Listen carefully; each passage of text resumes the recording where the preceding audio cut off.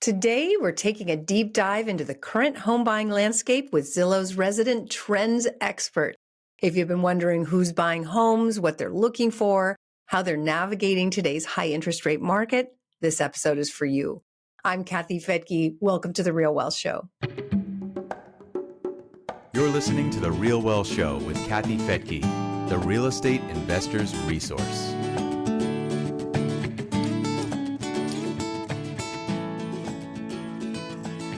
On today's episode, we're joined by Amanda Pendleton, Zillow's resident trends expert, to explore the latest in homebuyer demographics, from age and income to where buyers are located. We'll uncover which groups are driving the market, what features top their wish lists, and how preferences are shifting in today's evolving landscape. If you're a first-time homebuyer, Amanda shares invaluable tips for navigating this challenging market with confidence. Whether you're looking to buy, invest, or guide others in real estate, Amanda's expert insights are not to be missed. So let's bring her on. Welcome to the RealWealth Show, Amanda. It's great to have you here. Oh, I'm so excited to be here, Kathy. Well, let's start with what you do at Zillow. What is a trends expert? Yes, I know I have the coolest job in the whole world. And yes, yeah. A lot of people do ask me, what is it that you actually do?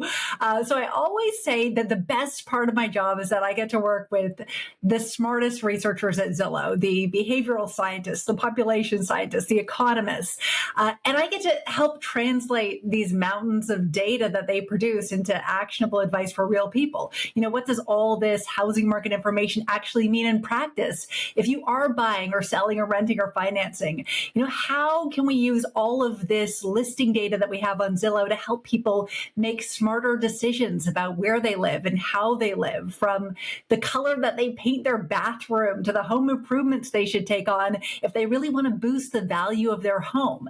These are the questions I get to tackle every day. And so, yeah, I think my job is pretty cool. I'm not going to lie, I'm feeling a little jealous that you have access to all that information, but we have you. So this is great. It's a win-win. So let's start with some of one of my favorites, which is understanding demographics, because for us and for our audience at RealWealth, we are real estate investors. Whether you're buying your primary residence or an investment property, it really matters what the demographics are, where if people are coming or leaving, or, you know, what age and so forth. So what kind of trends are you seeing right now in terms of who's buying, what age, who they are, where? Yeah, so the largest demographic group of buyers today are millennials. More than a third of all buyers, 34%, are between 30 and 44. Now, the median age of a U.S. buyer is 42. The average age skews a little bit higher at 44 years old. So we're talking about elder millennials here. I think, unsurprisingly, perhaps, buyers tend to have higher household incomes than the general population overall.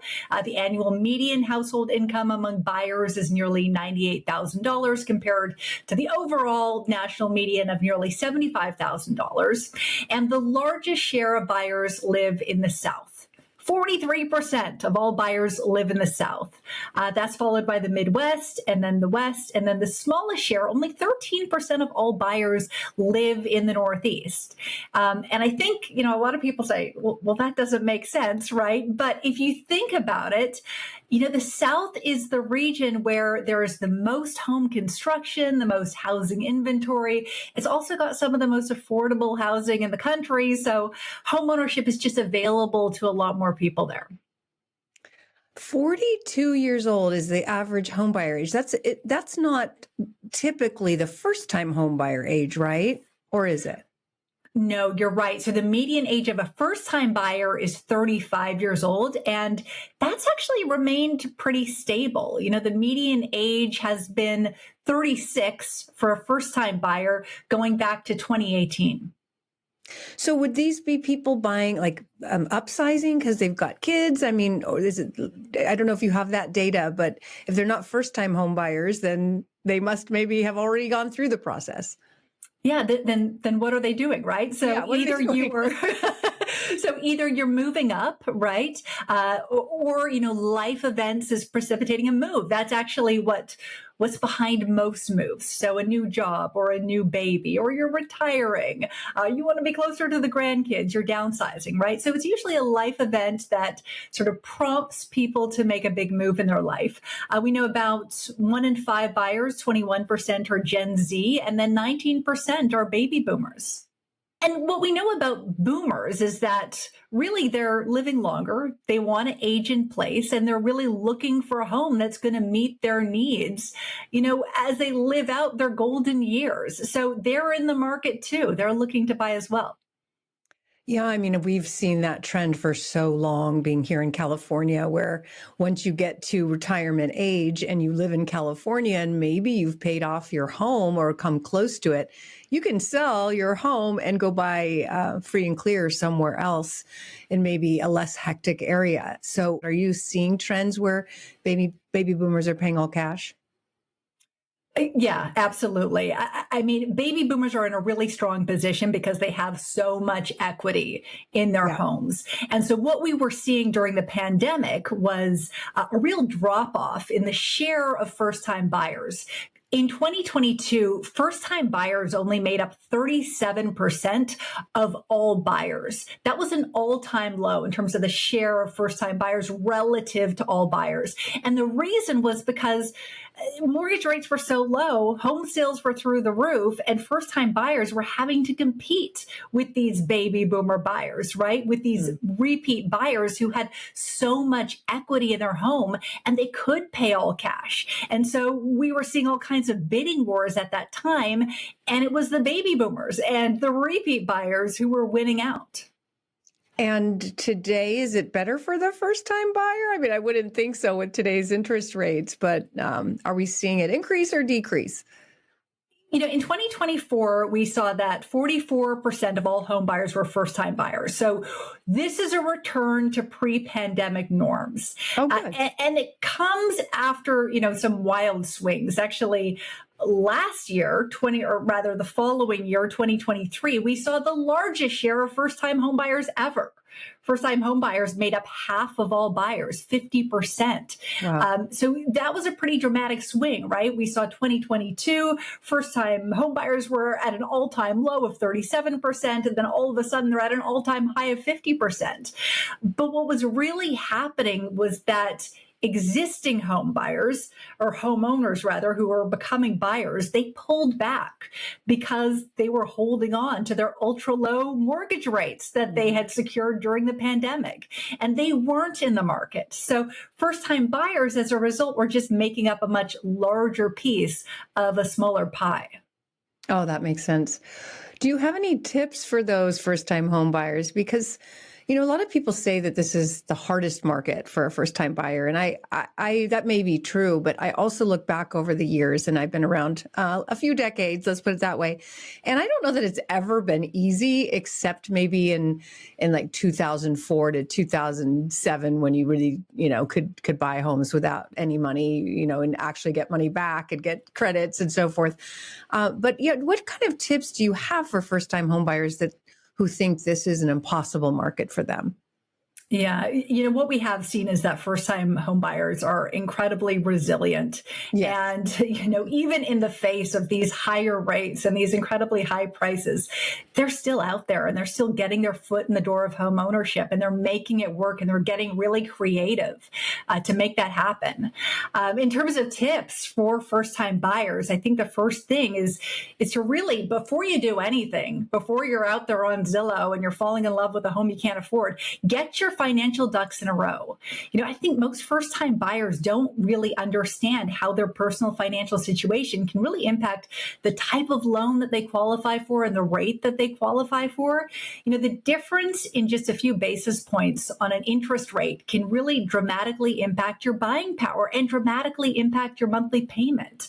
So, the first thing is to take a really hard look at your finances, your savings, your credit score, your debt to income ratio. Those are all in your control, and you can take steps to improve them. And you are going to see a dramatic difference in the loan that you'll qualify for, and really how much home you can buy and what you're going to be paying on a monthly basis. The second tip that I would say is to really understand your buyability, how much you can afford. So once you have a grasp on your personal financial details, we've got this new tool. So you can plug all that into Zillow Home Loans' new buyability tool. You get this instant, personalized, real-time assessment of how much home you're probably going to qualify for. So if you're on the Zillow app, you just click the Home Loans tab, you enter that financial info, and then it's going to spit out the loan amount that you're going to qualify for. And then it's going to also show you the amount that's going to keep you within your monthly budget. Now, often those two numbers are pretty different, right? Now, when you're shopping on Zillow, you're going to be able to instantly see if you're looking at a home, does it fit within your buyability, yes or no? And it changes in real time. So mortgage rates have been so volatile. And if rates do happen to fall, suddenly you're going to see more homes enter your buyability. Or, let's say you get a raise at work, you can put more money towards your down payment, you can pay off some debt. Suddenly your credit score goes up and you're going to see more homes enter your buyability. So it's a kind of a great way to keep track of the market before you even have that first conversation with the loan officer. And then the third thing I would say is just assemble your A team. This is the biggest financial investment you're probably going to make in your life. So you really want to have a great loan officer, a great agent on your side. And this is not the time to hire your sister's, coworker's, cousin's friend who just got their real estate license last week, right? You want to read client reviews. You want to look at sales history, do your research, interview your top candidates. Find an agent and a loan officer who are going to be the best fit for you and your personal situation and hold your hand through the process. Yeah, I could not agree more. I have so many people asking me, how do I buy a home, and can I buy a home, and how much can I afford? It's like, you don't have to figure this out on your own. That is what loan officers do. They will look at your situation. You may not even know if you have issues with your credit until someone looks at it, right? And then like you said, you've got to prepare and take time to fix that or work through that. But most importantly, know what you can afford and what you need to save for that down payment. And sometimes I've discovered that it's not as bad as people think, that they can actually afford more than they thought they could, or they could at least afford something to get started. You could get these 3% down mortgages. A lot of people still don't realize that. I try to scream it from the rooftops and let people know you don't have to save 20% on investment property. Yes, you do, but not on your primary. So find out. I mean, you don't have to do it alone. Get help. Get someone who's been there before, who's an expert at it. Love that. Absolutely. And I think, for a first-time buyer, there's down payment assistance programs available, right? Yep. And 60% of first-time buyers are taking advantage of that. That's according to, our research. So this is a grant. It comes from the bank. It comes from a credit union, and it helps qualifying buyers. And if you don't even know where to begin, we've got all the programs available listed on every for sale listing on Zillow. So, there is help available, and you just have to be open to the solutions and get a little bit creative with it. Yeah, and with your first home, I don't know who needs to hear this, but it doesn't need to be your dream home. You just got to get into that first property, right? And that can turn into a rental. Usually loan documents require that you live there for a period of time, but not forever. So, doesn't have to be the dream house on the first one. Yeah, no, absolutely. And I think, you need to be a little bit more outside the box in terms of your thinking, right? Yes, maybe your dream home has that white picket fence, but maybe your first home is a condo, or it's a townhouse, or it's a duplex, right? Exactly. Okay, so let's go on the seller side. Let's say you are a flipper, or you're just wanting to put your house on the market. What are some of the trends that you're seeing that help homes sell faster? Yeah, when we think about trends for a seller and what buyers value and what they're looking for, I think right off the bat, buyers had one feature that they were looking for above everything else. And maybe, Kathy, I'll put you on the spot and make you guess what that is. Any ideas? One feature, right now I'm in Malibu, so I want to say fireproof. Oh No, my goodness. You no, know what? Climate resilient features have become more important than ever. I bet. And this actually is related to this, but 83% of buyers say it's very or extremely important that a home has air conditioning. Oh, yes. That's the number one feature that buyers are looking for in a home. Wow. And the importance of air conditioning has grown over the past 5 years, as the planet has been getting hotter. But when we think about climate change and we're seeing climate disasters increasingly impacting home preferences, particularly for young buyers, we're seeing that the data is really clear. 96% of home buyers say it's at least somewhat important that a home have climate resilient features, like watertight windows, doors, and roofs, particularly if you're in the Southeast or just across the South. And these features are also impacting or I guess climate change and climate risk is impacting where people live. These features are showing up a lot more often on Zillow, and 41% of millennial buyers are saying that climate risk was very or extremely impactful on where they're shopping for a home too. Interesting. Okay, good to know. So you want to make sure you have your house in order, so to speak, before putting it on the market, especially since we're seeing inventory rise. It's not necessarily a buyer's market right now, but there's more inventory. So you've got to be better. You can't just put up a sign and for your front yard. You've got to make your house look good. You mentioned paint colors. Is there something that there was gray for a while? Is that still trending? So yes, it continues to trend. So when we take a look at sort of little things that sellers can do if they're looking to boost their home's value, looking to boost their resale value, paint is one of the number one things. A fresh coat of paint, it just speaks to a buyer. It tells them, hey, this house is well maintained. It's up to date. And we found that dark charcoal gray, particularly in the kitchen and in the living room, can boost a home sale price by as much as $2,500 on a typical U.S. home. That's so shocking. It is. And it used to be white everywhere. White. It's not white anymore. In fact, buyers today are looking for homes that feel personal, that feel contemporary. And I think, we've sort of been saturated by these dark grays on our social media feeds and on home improvement TV shows. And so I think that's why dark gray has become so appealing.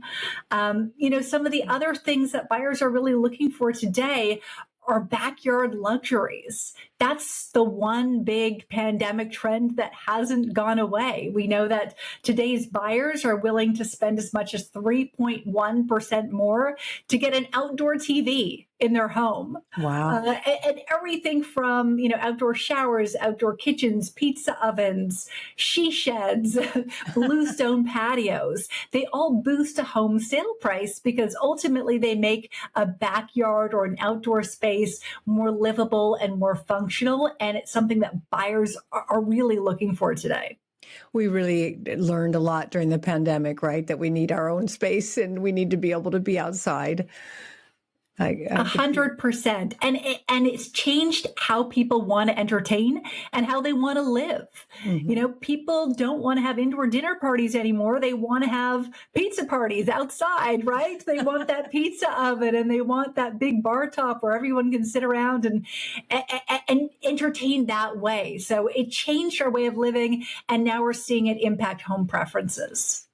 And then as far as buying online, are more and more people, it seems like, if someone's looking for a house, they go online right away versus working with an agent. Are you seeing an increase in terms of viewers on Zillow? What we see in our research is nearly every single buyer, 94%, use at least one online shopping resource when they're buying a home, Sure. Regardless of the type of home that they're looking for. And what we're also seeing is that screen appeal is the new curb appeal. Our data shows that buyers are really expecting this immersive experience when they're viewing homes online. And Zillow research finds that listings that have this complete kind of interactive media package, they sell faster and they sell for more money.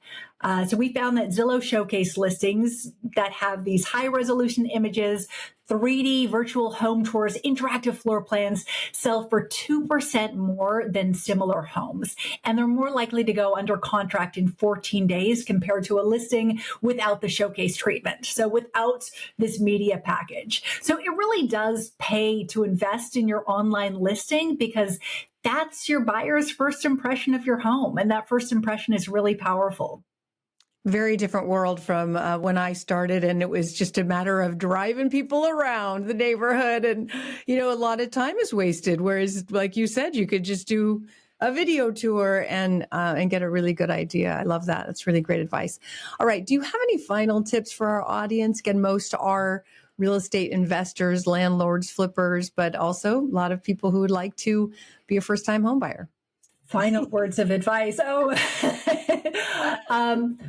Look, I think what we're seeing in the market in 2025 is that we have shifted from a really strong seller's market for the past several years into a neutral market. And we're even seeing some places, particularly in the Southeast, that have switched to buyer's markets. There's a lot more inventory online. Buyers have more options. They've got more time to consider a home, and they're facing less competition. So, the market is shifting.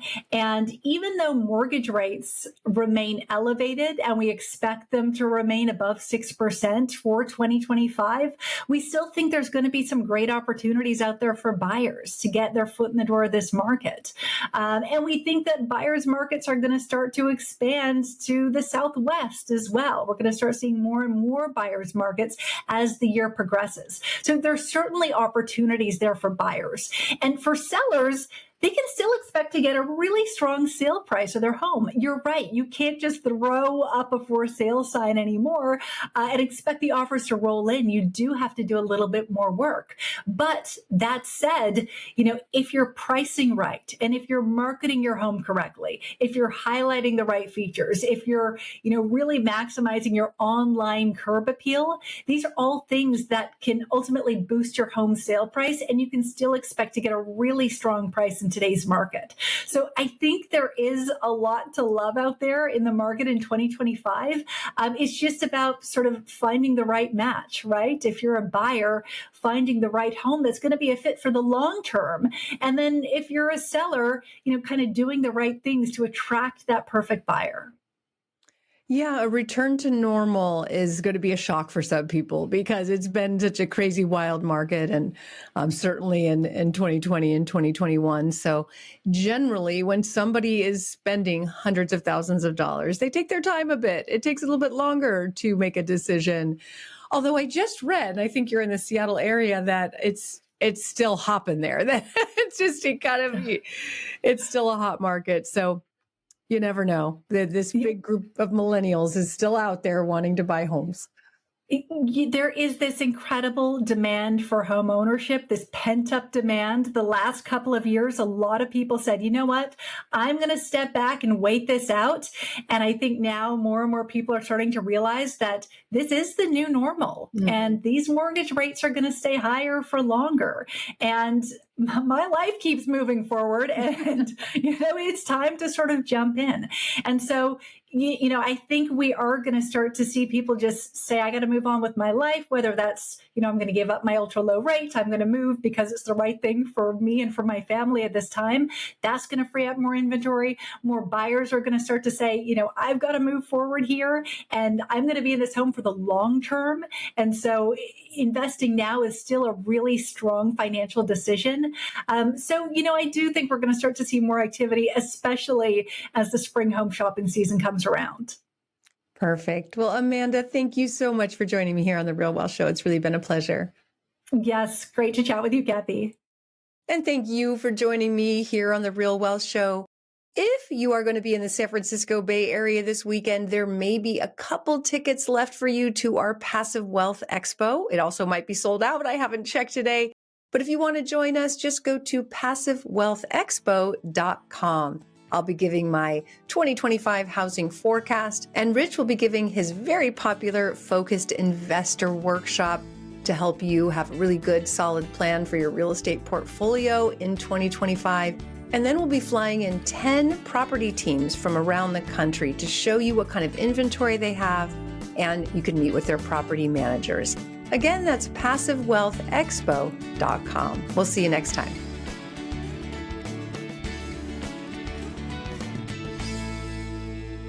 The views and opinions expressed in this podcast are provided for informational purposes only and should not be construed as an offer to buy or sell any securities or to make or consider any investment or course of action. For more information, go to realwealthshow.com.